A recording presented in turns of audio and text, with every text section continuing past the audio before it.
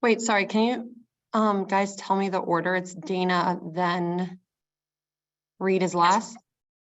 Yeah, Dana and me, and then Reed. Okay.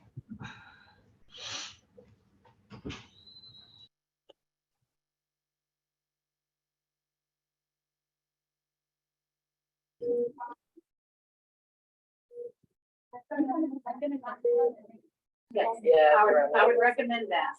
I would highly recommend that. So.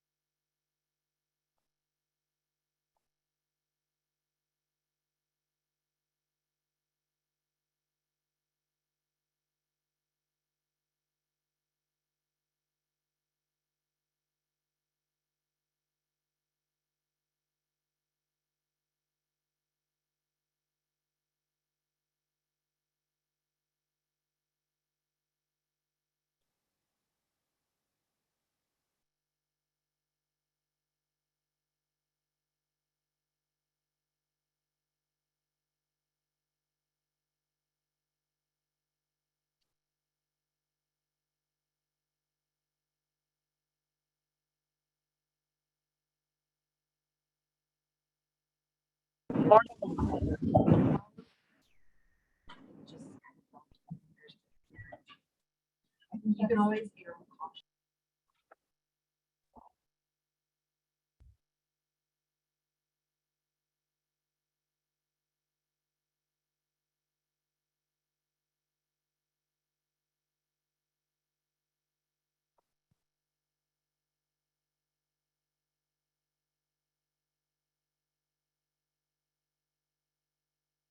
Hi, everyone. Thanks for joining. I think we'll give it a couple more minutes here just to let a few more jump on if people are running a couple minutes late. So maybe at 3 or 4 minutes after, you can take it away, Kelly.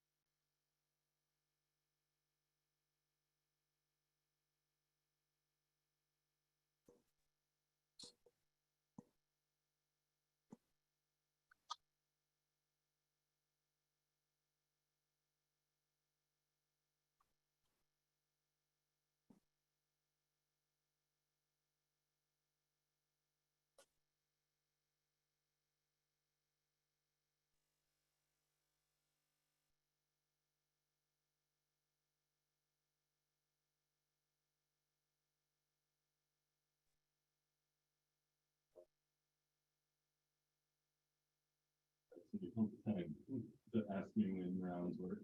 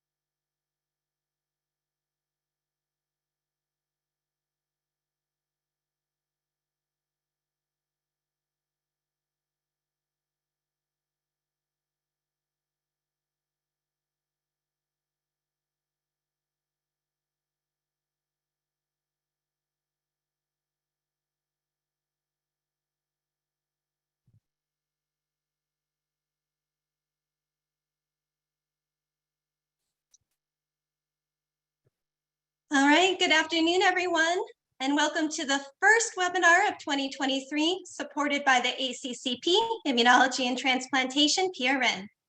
Today's webinar is titled Tips for Precepting Trainee Research, and we are honored to have today Dr. Dana Pierce from University of Illinois, Chicago, Dr. David Salerno from New York Presbyterian, and Dr. Reed Hall from University Health San Antonio serve as our webinar panelists for today.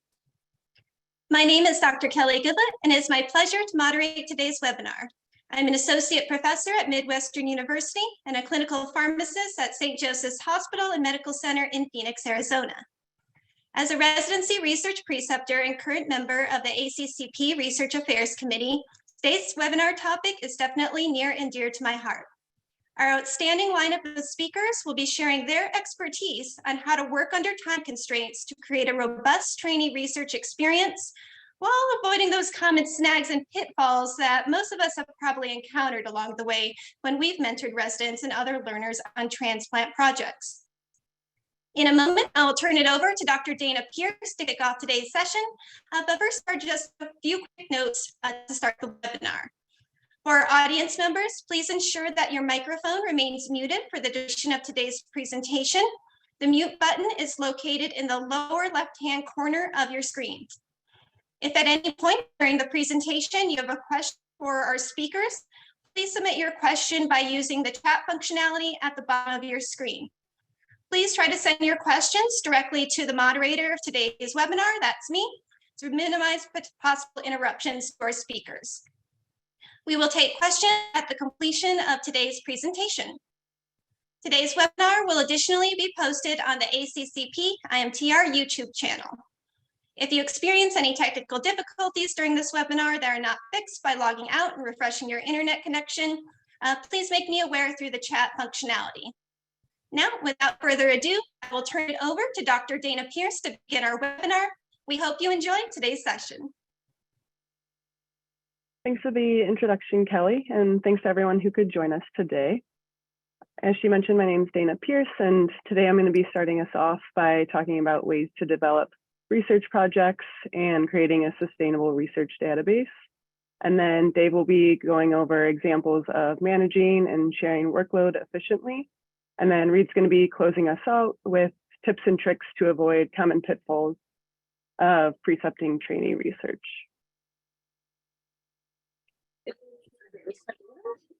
So why is trainee research experience important? There's a lot of different benefits that the trainee can gain, like improving their critical thinking skills. It can also build foundational research knowledge and build upon trainee interest in the future. So I think it's really important that we are targeting these mentees early on in their training, because if someone gets involved with research when they're a P1 or P2, then they're probably going to be a little bit more likely to produce more research as a new practitioner and further on into their career. It also can improve trainee time management skills. Unfortunately, most residency programs don't have much dedicated research time for their residents, so they often need to utilize good time management skills in order to complete their projects. It can also increase multidisciplinary collaboration with various practitioners in order for the trainee to get to know the team better. It also provides experiences with the publication process that isn't usually discussed during training. I know I didn't really get a lot of training on the publication process until I was actually going through it. And it can also make the student or resident more marketable if they do publish, and then also it can benefit the profession of pharmacy, the profession of medicine, especially for the transplant research where there is a paucity of large data. There are a few different concerns with trainee research projects though, and one of which is that it is required by ASHP to perform either a coffee project or a research project. And while that is a good thing, since it is a requirement, the resident might not be very interested in research. So it's important to be really excited and enthusiastic about your project as the mentor in order to make sure that the resident's going to be more interested and excited about the project. There's also a heterogeneity of research development, since different preceptors have different amounts of research experience and knowledge. So having formalized training through a research committee may be beneficial through monthly or bi-weekly training sessions for the residents. in order to make sure that they're getting more of a consistent training on research. And also PGY1 publication rates can be very low. There's been reports of even as low as only 1.8% of PGY1 projects being published. So we'll be going over some methods and ways to kind of push these publications to the finish line. So the first step to starting a research project is going to be to develop your research question. And you can come up with a question in a variety of different ways, like using your clinical experiences to think of different questions that come up when you're practicing, brainstorming with multidisciplinary team members, attending conferences like ACCP annual and ATC meetings. And once you have an idea in mind, thinking about the finer criteria is going to be really helpful. So is the project feasible? Is it, if it's, for example, a resident project, is it something that can be completed within a year's time, but then also has enough subjects to achieve power for the study? And then also considering doing a pilot project beforehand to assess the feasibility of the project. It can also be beneficial to develop a strong team and dividing up the teamwork, but I'll let Dave go a little bit more in depth into how we share the workload a bit later. The project should also be something you find interesting and exciting. So if you're not interested in the project, then the trainee definitely won't be interested in it and probably won't be very excited to put in the work, which is going to make the process a lot more difficult. It should also be a project that's going to be novel, something that's done ethically, and something that's relevant. And then once you do identify an appropriate research question, an easy way to kind of manage the data collection project is going to be by creating a database. So there's a lot of different benefits to creating a master database. It can avoid duplicate data collection. For a lot of research projects, you end up collecting a lot of the same information over and over again, like baseline demographics and immunosuppression information. So if you have a database in place already with that information in it, then you don't have to collect it for each separate project. It can also allow for rapid data extraction. A lot of surgeons that I know and that I work with are very impatient. They usually ask a question and want to get the information and the data right away. So if you already have the data collected and it's in this database, then you can just run the stats and have it ready on a pretty short notice. Databases can also be easily transcribed into statistical coding. For example, I really like using REDCap, and any data that's in REDCap can be easily exported for SPSS data or various other statistical softwares that you might be using. It can also avoid the loss of data if your institution has an EMR change. So here at UIC, we recently switched from Cerner to Epic a few years ago. And now when I look back at data from a decade ago, some of it's lost and a little bit more difficult to find. And then how do you go about starting and building a database? So the first step is going to be to obtaining a patient list. So you can gather a list of patients who received, for example, a kidney transplant in a certain period of time, or whichever organ kind of you're specializing in. And you can obtain this list in a variety of different ways, like utilizing reports in Epic or getting center-specific reports. And then next, you have to decide where and how you want to store the data. As I mentioned, I'm partial to REDCap because it's an easy-to-use platform and data can be easily downloaded from various statistical software. And then you have to decide what data you want to collect. So you want to have enough information that you can easily pull it for a variety of different projects, but you don't want to have so much that it makes it impossible to maintain and keep up with this database. You also want to avoid unnecessary data collection. So for example, if you're collecting height and weight, you don't necessarily also need to collect BMI since that can be easily calculated on the back end.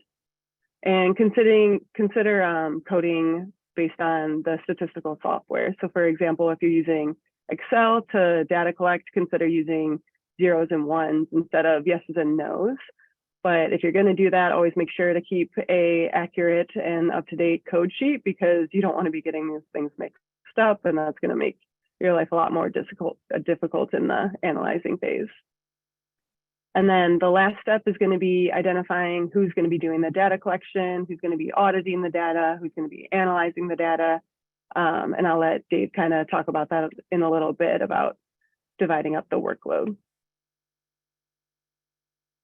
And then if you're going to be utilizing trainees, students, residents for data collection and management, it's important to identify clear roles and responsibilities at the beginning of the project. So does a student helping with data collection warrant publication authorship?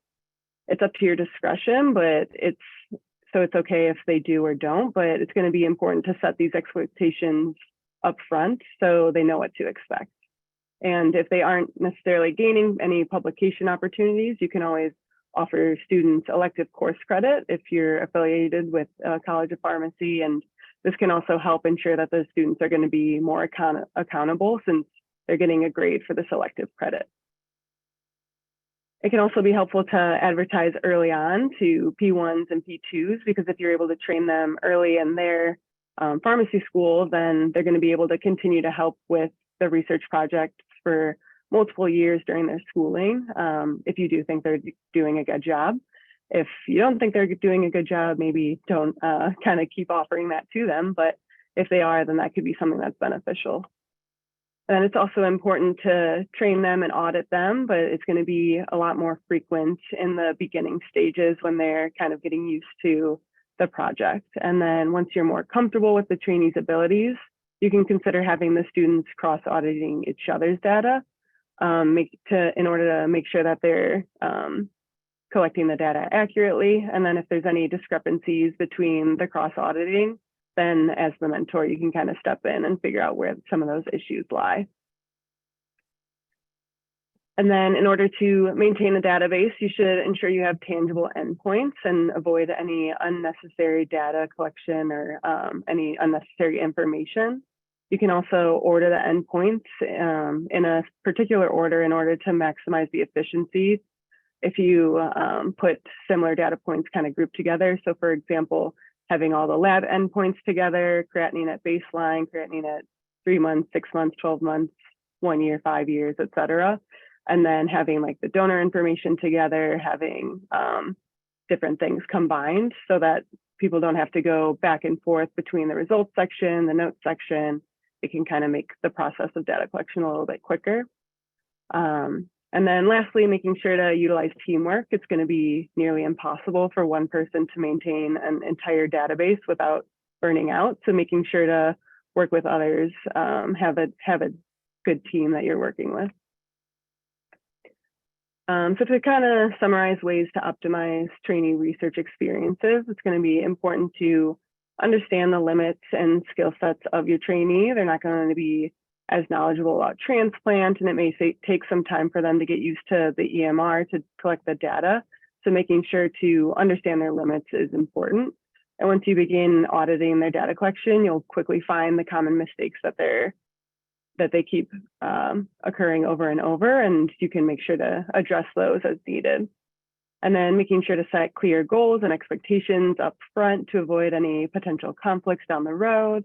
Instituting structured longitudinal project time for residents can also be beneficial. And then developing a strong research team can give the trainee a good networking opportunity, as well as help them develop their leadership skills. So it's important to kind of give them a seat at the table during the planning process and the initial phases so that they can feel like the project is theirs and not just their mentor's project. And then having a structured research committee can be beneficial to educating and organizing research projects, making sure to create a shared timeline and being aware of their concomitant projects and deadlines to make sure that proper time management is occurring. And then having regularly scheduled meetings to make sure that everything's on track. And then here are some supplemental articles if you're interested in kind of further information and materials on the topic that you guys can kind of look into on your free time.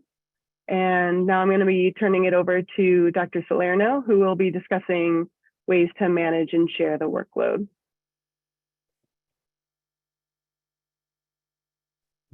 All right, thanks. So with my section, I'm going to talk about a couple of different things, and really what we're going to focus on is like in these 3 tiers in this funnel format, where we'll look at like an example of, how can, in like maybe a pharmacy organization, or, even just like the organization as a whole, like the pharmacy department within a hospital, facilitate research amongst trainees. how can the research team, so maybe breaking this down more towards to like just the SOT preceptor group or the critical care group or whomever at your center, how might they best share the workload, and then what can you do in terms of making sure that this is all going to occur efficiently. So if we start at the organizational level, there's a concept of the Research and Scholarship Committee, or what we call it NYP, we call it RSC, where really it's a collection of a bunch of different, content experts. So we have some people from SOT, we have people from critical care, ID, oncology, and so forth, that are all part of this committee. And we even have like a statistical editor, of which I'm one of them.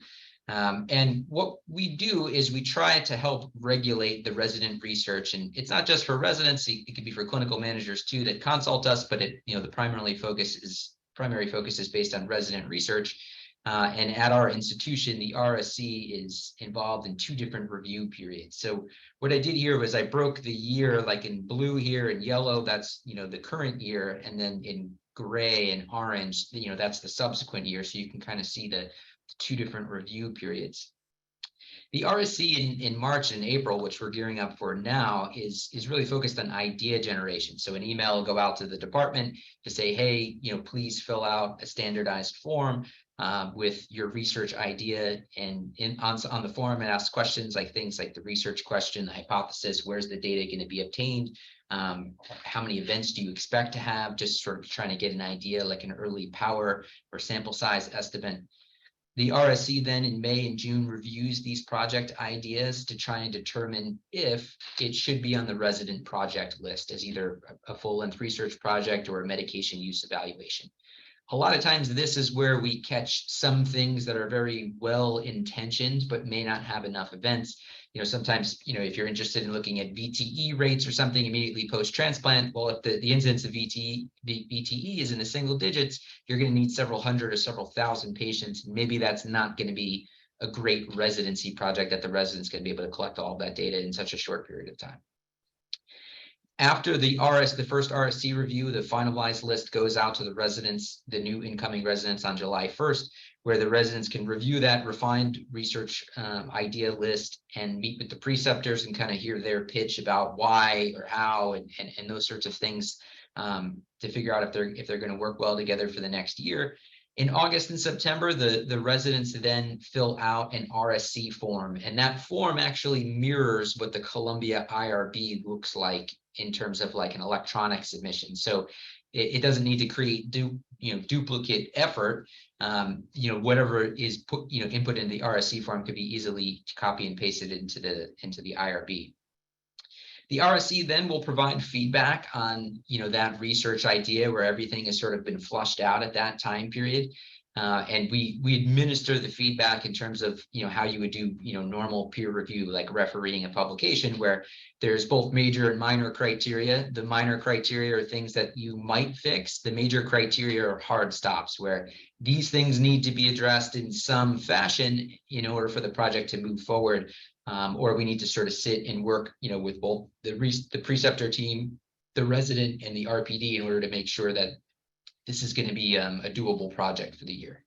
And then in October, we administer a survey just to figure out, what are some ways that we could streamline or improve the process. There's lots of preceptors here at NYP, so there's lots of people who have, great ideas that we could try and implement for years, things in the future. So that's on the organizational level. Now, if we focus on the research team itself, a couple of years ago, we tried to figure out, well, we've got 12 preceptors plus a resident here at NYP. How can we best leverage everybody's experience and time in order to move towards a shared objective? So we came up with this sign-up sheet method for research, and it's something that I really like, and I'll share it here with you. Where if I had a really interesting idea, like is the weather associated with admissions to the liver service, I'll fill out this form and then I'll email it out to the author pool, and I'll tell them, my timeline is within 3 months, it could be 6 months, it could be 12 months, it could be whatever you want. And then people can sign up for a different position on the paper, and the job descriptions are below. So you'll know what you're signing up for. So for example, who is going to be writing the IRB and kind of gathering the introduction in terms of references. Well, that's going to be the people who sign up for the first, the second position, and the senior author position. Who is going to be responsible for creation of the data sheet? Well, that's going to be, number 1, number 2, and number 3 in terms of author order. In terms of data collection, typically if we have 10 or 12 people involved, everybody collecting 5 to 8 patients each, we could have a pretty interesting cohort of patients. You can kind of vary the number of patients, in terms of what people are signing up for. Author position number 1 and number 2 in this instance are not responsible for the data collection. So that's something that, can be kind of worked out depending on on how you want to do it. Writing the first draft of the paper, the first, second author are there. It'll cycle around to everybody, so everyone has the capability to provide some comment in terms of the final review of the manuscript. And then we've got the senior author, submitting and formatting the paper, and then the first, second, and senior, addressing the first draft of the comments. This way, the expectation is set up front. Everybody knows what their job is. We don't have to argue about author order later on. You know what's expected of you, and there's a little bit of accountability sort of built in here. The NYP method also works for review articles too. So you can, same thing, propose an idea, come up, put in a projected timeline there, and have people sign up for various job descriptions. So the first author and the senior author are those who are creating the topical outline, assigning word limits and tables, figures, to the different sections. Typically, the primary writers would be the first few authors. So like in this example, numbers 1, 2, 3, and 4. And we usually pair, 1 with 5, 2 with 6, 3 with 7, and 4 with 8, to write those sections. So if we were going to write, about DOACs and transplant, and we wanted to, have a section about, renal function, author number 1 might write that section and pull all the data for it. And then number 5 would read all of the same data and edit that section. So this way you have 2 people who are writing and, reading and writing in the same fashion before, all of the authors then sort of contribute to the rest of the paper. And then the senior author, same thing, formatting and targeting, formatting the paper for the journal. So a couple of notes: the bolded positions were those positions in which people get academic credits, which is why they have a little bit more in terms of what their job description is.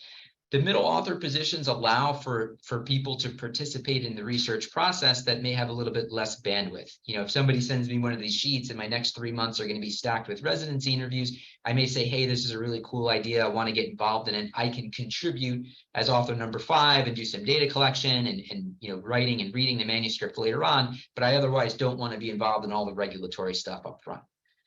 So it kind of allows, for those who have lower bandwidth to get involved, and then those who have a lot more bandwidth or maybe are new to clinical pharmacy and just don't have a great idea, but otherwise have a lot of time and energy and want a little bit more mentorship up front, they may sign up for those earlier positions, 1, 2, or 3.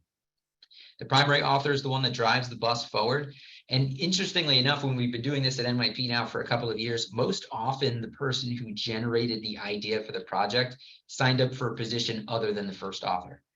So it's kind of a way that, maybe you have a really cool idea that you want to see get done, but you just don't have a lot of time to do it. You can propose this to your group, and it could still be something that the group is moving forward, even though you're not the person who's going to be doing all the work if you don't want to.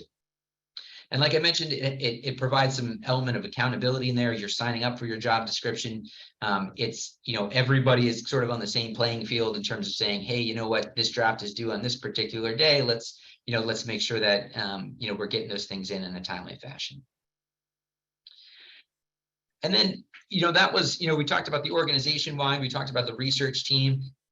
Here's some things that you can do in terms of some workload tips. So using and refine the IRB templates. So the IRB form, try and recycle sections that have standard language so you're not reinventing the wheel with each submission. For databasing, I typically utilize Excel. I use everything in status. So I need the Excel sheet to be set up with the sheet mechanics specific to the statistical software. So it only makes sense if we're going to start collecting the data utilizing those mechanics rather than needing to go back later on and alter the sheet to make it fit with the statistical software program. The first draft, we try to have kind of canned templates of a first draft where you could just open it up. It has a generic cover letter in there that you could just start changing around.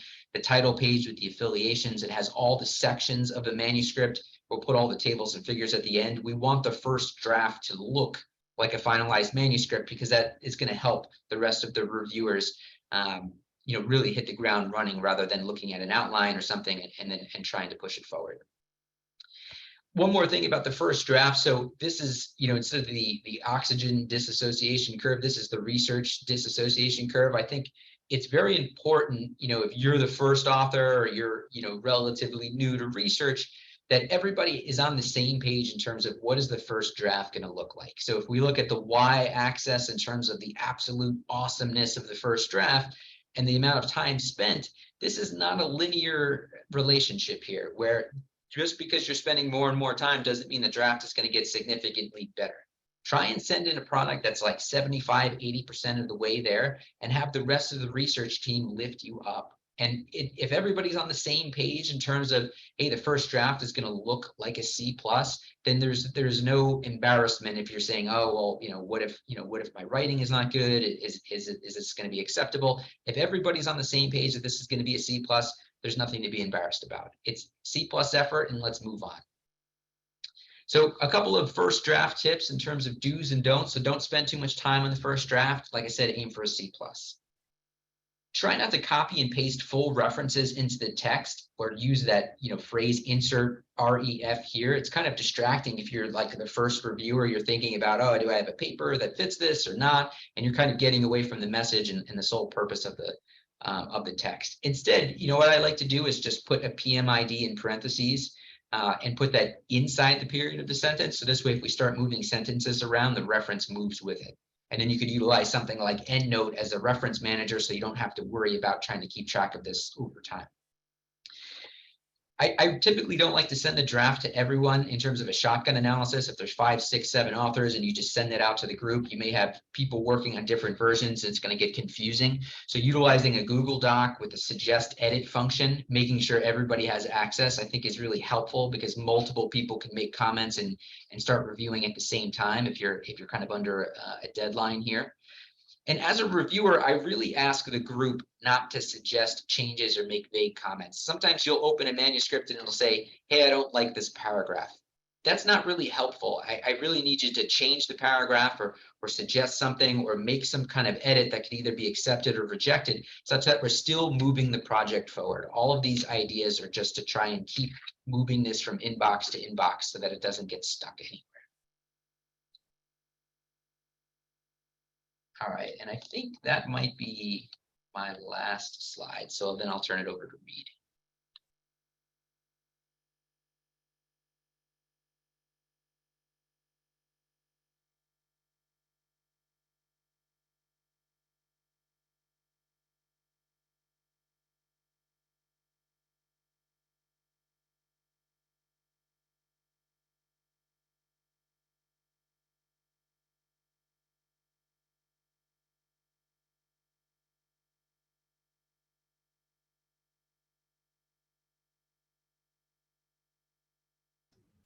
Okay, I think I got it figured out. Okay, so we're going to talk a little about the tips, tricks, and avoiding some of the pitfalls of a residency research project. My slides probably aren't super pretty, but I went back, I Marie Kondo'd my professional life and decided it just didn't quite bring me joy to spend a ton of time on the slides when really they just outline what I want to say. Another thing is bonus points if you can tell me what the name of this game is and what console it's played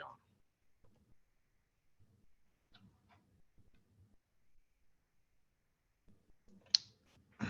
So really is what you should have heard throughout this presentation for the most part is what what do you need to successfully complete these projects? And so a lot of it is, everyone needs a role. You need to have a plan.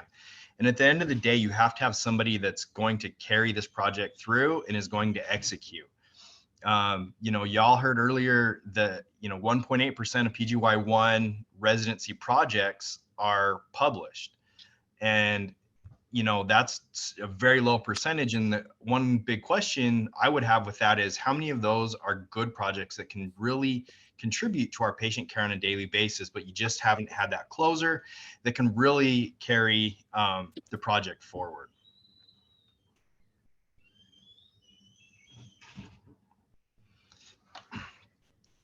So, the question is what is your role? What is your role as a preceptor? What is your role as a primary, secondary preceptor? And how do you kind of define that? And so basically what you've seen here is you need to have a screening process for the residency, for the residents, right? You need to know that this is a good project. You know that it's a publishable project. You need to know that you can complete the project, right?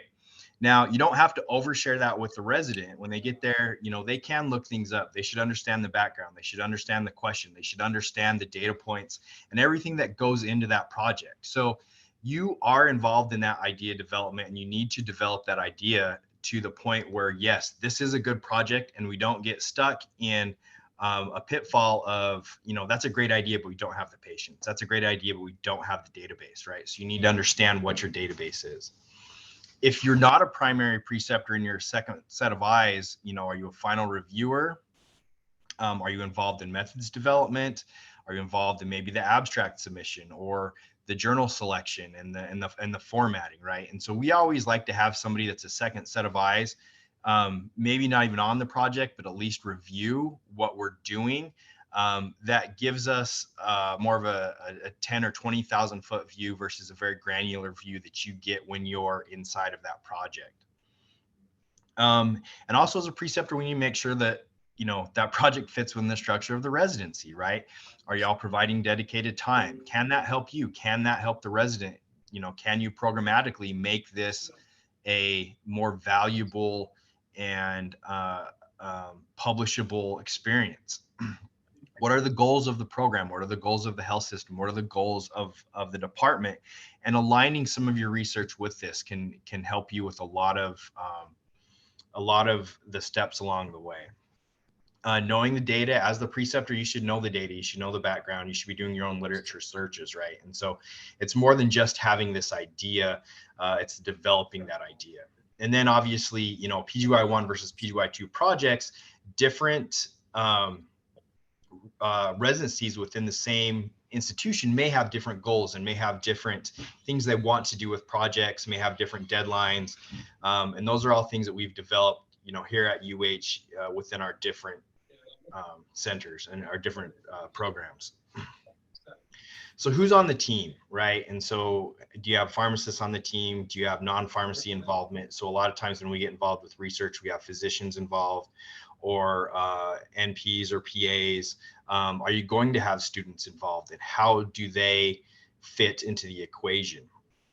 We talked about, you know, we'll talk a little bit coming up about publication and about authorship. Who are your new research preceptors, right? And so a lot of times when you're involved in a residency project, you might have somebody with a really great idea that hasn't necessarily precepted or published a whole lot, okay? And so they also have a lot to learn. And so pairing new research preceptors with experienced research preceptors, and many times can be just as important as having a good idea, having a publishable idea, because you've still got to translate that kind of like chaos that is the database and the patients and the data into something that is applicable to clinical practice. Another thing is always make sure you're keeping the residency leadership involved, right? You don't want to get down the road to where you're putting together an abstract and then going back and saying, hey, you know, the data collection you did 2 months ago isn't going to fly, or I'm having problems with the resident or whatever. So we have our residents CC the RPD on every email that is sent back and forth. That does tend to clog up emails, but at least as the RPD, you can keep an eye on things, and you can kind of like juggle your role, juggle that role as not necessarily being involved in the research as the RPD, but you're still making sure it's getting carried out and everything that needs to happen is happening, so that that project does get finished at the end of the year. And then residency protection. So, you know, you need to make sure that your data collection sheet, you know, is a doable data collection sheet. If you have people and you have residents that are in the chart for 2 or 3 hours per patient, right, you're not going to get a ton of patients, and that's not a doable project. Making sure that the data being collected is, you know, internally valid. It can be applied to that outcome. The more people you get involved, the more things people are going to want to look at, right? So a lot of times as that preceptor, you've got to keep the entire group focused on the outcome. Okay. And so, no, this is what we're looking at. That's a great question for another project. And the more people you get involved, sometimes the more derailed that project can kind of become. But again, if you have your structure, okay, you have your idea that's submitted up front, this becomes a whole lot easier, right? And so, but you should know how many patients you have. You should know your data points, and you should know, how that's going to work up front.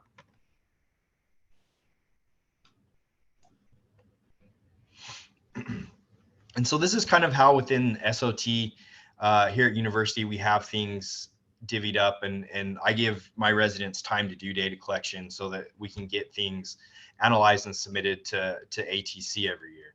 And so the first 6 months is going to be city training, submitting to the RAC.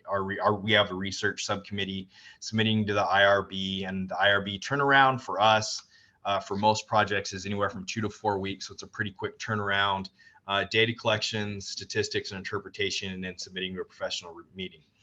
Then on the second half is where we do a lot of the live presentations. We do, through residency and here in Texas, we go to a call day, their slides, they present that, they write their manuscript, and then hopefully we can submit to a journal by the end of the residency. The plan is very important. Right. And so I think, I'm going to present, kind of similar to what Dave has there. That was a great idea as far as like the sign up sheet, getting people involved. Right. And that gives less experienced preceptors an opportunity to get involved in research and become one of those experienced preceptors. Authorship is something y'all need to get defined up front, because this is where things can really get sticky. I have defined kind of with us that authorship on a manuscript is intellectual property, right? Are you using my intellectual property? Did I contribute to the methods? Did I contribute to the manuscript? So for us, if it's data collection, that's not intellectual property, that's data collection. Now, if students really want to be involved in the manuscript, many times we will offer, hey, you can help write the abstract, you can help write a section of the manuscript, something like that, to give them some of that experience and to give them the opportunity to use their intellectual property on the manuscript. Author order. So this is very important, not only for pharmacists, residents, students on the manuscript, but also with physicians or anyone else on the manuscript. And they understand what that authorship is up front, and they understand what their contribution needs to be up front. So again, that sign-up sheet does help with a lot of that. Another sticking point can be what happens after residency. Okay, so a lot of times, most ideas are preceptor ideas that are presented to a subcommittee or something and vetted, right? And the resident carries that forward. And so the resident's the first author on that when submitting that manuscript. But what happens if that manuscript is not being worked on to be submitted, which does happen? And so, we have said, like, look, if we're working on it, that's great. We're working on submission, we've submitted, things like that, wonderful. But if it's not being worked on, then that can be taken over by one of the preceptors. The resident would go to the second author. That preceptor doing the submission would be the first author. And we kind of put a timeline of around 6 months is what we say. But again, if there's communication and everybody's working on it, usually doesn't become a big deal. But having that out, we're like, look, it's understood up front that if after 6 months, things are not moving along, we have the ability to push this along, and you'll still get your authorship. It's just we will be that primary preceptor will be the first author. Keeping in mind what the goals are and when all the due dates are, right? So knowing what your IRB turnaround is, when is the meeting presentations, when are abstracts due, when are learning objectives due. If PGY1 wants to be involved and submit to an early meeting, like we'll have PGY1s that want to submit to ATC.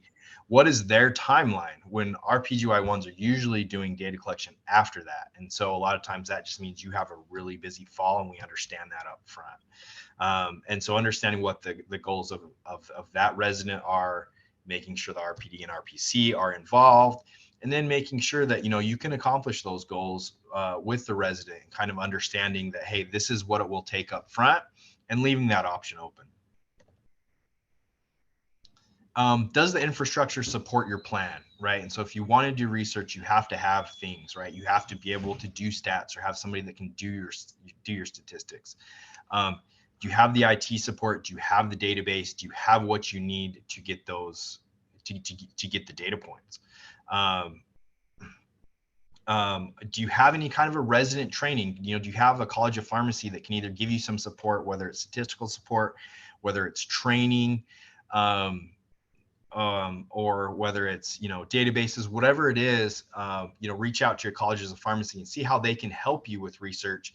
And a lot of times they will help you with research, especially if, they're attached to that, right? And so if you've got some kind of a faculty position and things like that, the colleges of pharmacy many times can help you out with a lot of things within research.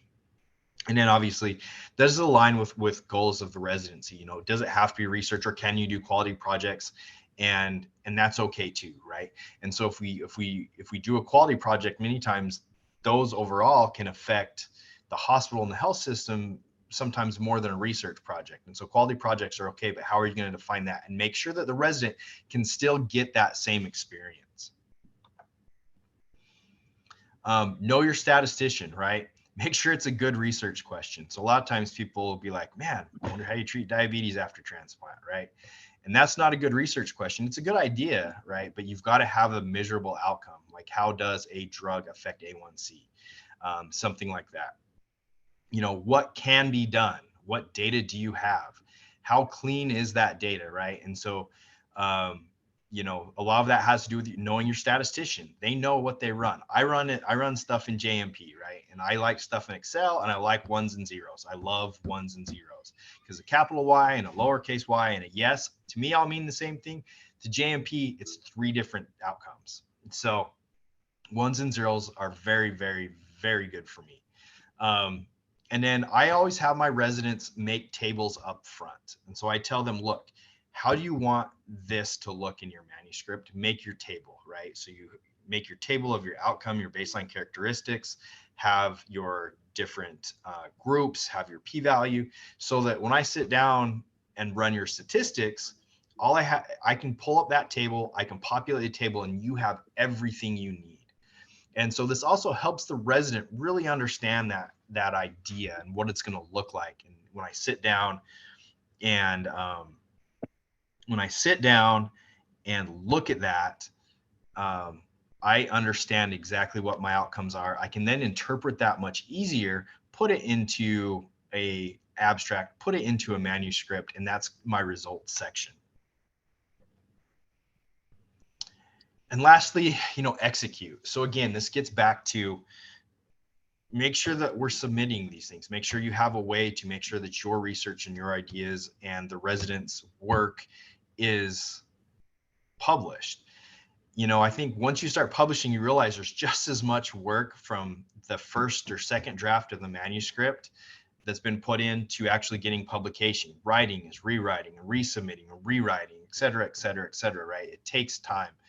And so, with these low publication rates, many of these are retrospective, many of these things are hypothesis generating, and many of these will require multiple submissions to multiple journals. So have a plan A, have a plan B, have a plan C, and have someone that will carry that forward, right? Have someone that will finish the job, that person, that closer on the team that will carry this across the line, whether that's you as the primary preceptor, whether that's a trusted colleague that's also on the team.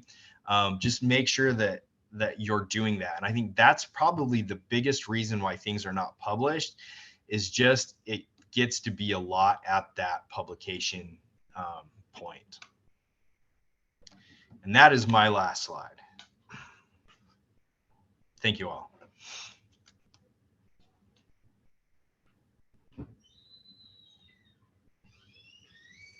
All right, so thank you to all of our speakers today. Some really helpful tips. While we're stealing from Dave, I might have to borrow that research dissociation curve for our own research development series, try to avoid some of that analysis paralysis from the writing perspective. We do have some time now for questions from our audience. So again, if you do have a question, please go ahead and put it directly to our Zoom chat. We do have a question to kick things off though, and it's for Dr. Salerno. So the question is, how do you go about a situation where maybe more than one person wants to sign up for a certain author position? Say you have two people who want to be first author. How do you resolve that? Yeah, that's a good question. I would probably just have them, talk it out amongst themselves and figure out, who's going to take this one and who's going to take the next one. Sometimes we've had like 2 or 3 of these projects actually happening at the same time. At our center, there's 12 of us. So, sometimes we work on 2 or 3 things all at once. So, somebody could take something if they're really interested in it this time and then, next time sort of take over. Typically, the person who creates the idea gets to sign up first. And then after that, it's kind of on a first come, first served basis. But we haven't had, situations of like infighting amongst the group in terms of figuring out who's going to be in which position. Great. And thinking about maybe some, we have some residents currently in the audience thinking about, where do they want to submit their projects, starting to get those results. I was wondering if anyone on our panel maybe had some transplant specific pearls on journal selection. What are your go-to target journals? When would you consider maybe not doing a transplant journal and doing a pharmacy journal, or maybe infectious diseases, a non-transplant journal? What are some tips you can provide our residents?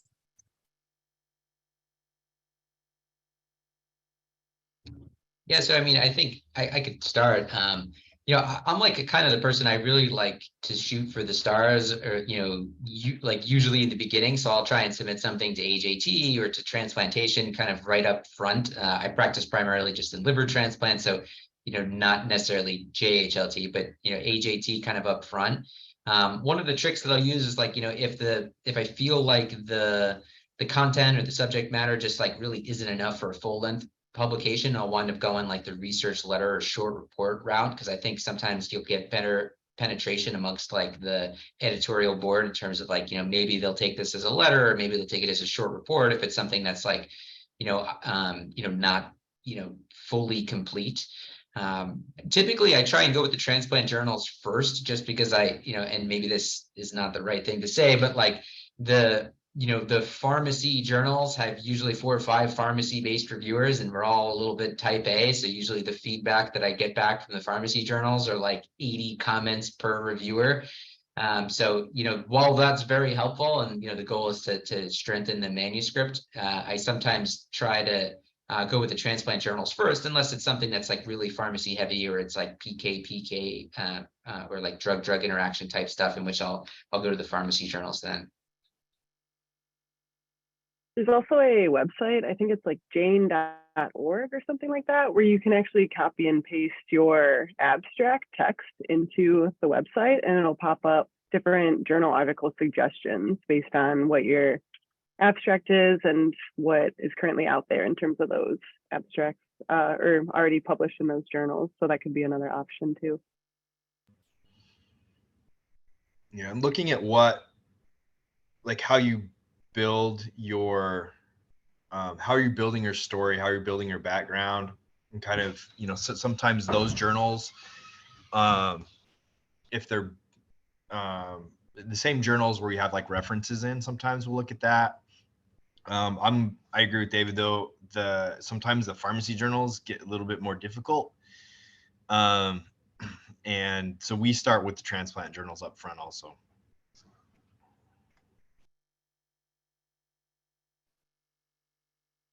Thanks, everyone. I also have a question here about the use of the flipped model. So I think typically flipped model, we're thinking of residents coming in and the project has already been IRB approved, and essentially starting in the middle of data collection or even data analysis.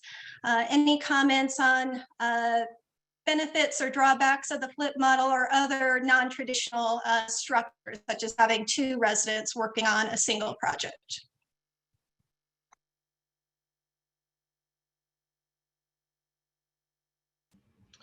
We don't do the flip model. We've talked about it.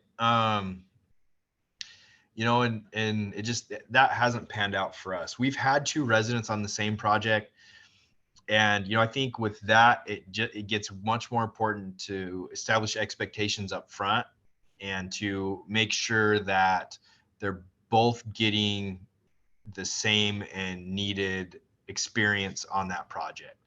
And so it's not, I don't think it's not any less work for either resident. It's a lot, there is a lot more communication that has to happen between residents, and also between, I think, residents and preceptors, when you have both of, 2 residents doing, because everyone has a little bit of a different style, and different personalities, and it is can be a stressful year. And so it is important to make sure that as that preceptor, you're guiding both residents and making sure that they get the needed experience for the residency. Yeah, we've actually been talking about the flip model kind of in the context of the PGY1 projects, just because they seem to get off the ground a little bit later than the PGY2 projects do. Maybe that's just based on the experience of the residents coming in. One of the comments and things that we've been looking at really closely is just making sure that it definitely satisfies all of the ASHP things in terms of full compliance, not partial compliance for the research project, because the resident needs to be involved in all aspects of the research. You could definitely do it in the flip model, and there's been ASHP awards for the flip model and those sorts of things. But one of the things that we've been thinking about is, if, for example, this year's resident starts submitting an IRB like late, April, May, and it doesn't get approved by the time that they're ready to graduate, what does that look like in terms of, were they able to see the entire process and provide, address the comments from the IRB and all those sorts of things. So just kind of like making sure that you're able to dot all the I's and cross all the T's, that the resident can see every aspect of a research project, whether it be the single one or kind of on both of them.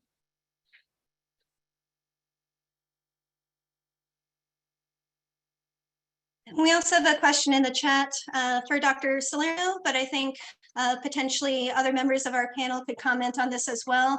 And it has to do with combating post-graduation fatigue. The commenter says the level of interest seems to waver once a resident graduates their PGY1 or 2 program and moves on. As their preceptor, are there any words of wisdom and how you can keep a resident graduate engaged and motivated enough to actually see the project through to completion after residency? Yeah, this is a tough question. I think, this is one of the few places where someone comes in with no experience and you hand them an absolutely glorious idea. And then you're hoping that they take it and run with it and it gets published and everything kind of works out. One of the things that I've done over the years, and some people see this differently, but I feel very strongly about it, is right up front during July when the residents are looking at that list and I meet with a potential, person who's going to work on my project. Right up front, I tell them that this paper is going to get submitted month 3 after residency is over, or we're going to move you over to 2nd or 3rd, and I'm going to take it across the finish line. Because I hate when an idea just languishes in an inbox forever. So I communicate that up front, and as we get closer to the end of residency, I sort of remind them that, like, hey, you've got 3 months to get this, up into the air, into a journal's inbox, or we'll have somebody part of the preceptor group move this across the finish line. And I think that the residents, see that, they hear it, and it's okay in a sense that they almost like feel like it's a way out. Sometimes they've worked really hard on a project. There's been, some setbacks and things, and they're almost like wanting, in some cases, kind of an avenue to say, hey, you know what, I'm going on a PGY2, I got a job, I'm really busy, whatever, and so forth. It's okay. I'll take, I'll move to 2nd, I'll move to 3rd, I'll move wherever. This will go across the finish line. I'll still get to put it on my CV. I have had, instances, where residents, post-graduation are still working on projects and things move along and everything has been great. But I typically find that if we don't click submit by June 30th, the more often than not, the process just drags on for a really, really long time. And again, like to have a research idea that spans over 12 months or 18 months or 24 months, to me, it just doesn't seem like it fits that way. Most of these ideas in terms of retrospective review, they could be projects that are complete within a couple of months. And we're sort of doing it this way to help the resident, to train the residents. So I think that, both parties need to sort of benefit from that.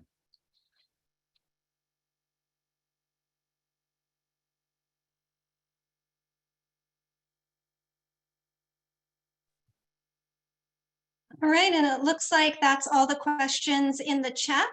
Any last minute thoughts from anyone online or any of our panelists?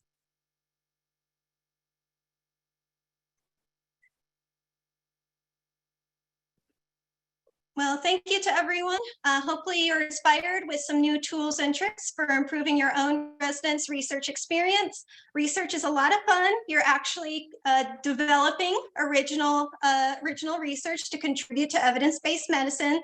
So everyone should be excited and do it. That's my opinion. So we hope you enjoyed today's session. Have a good rest of your day.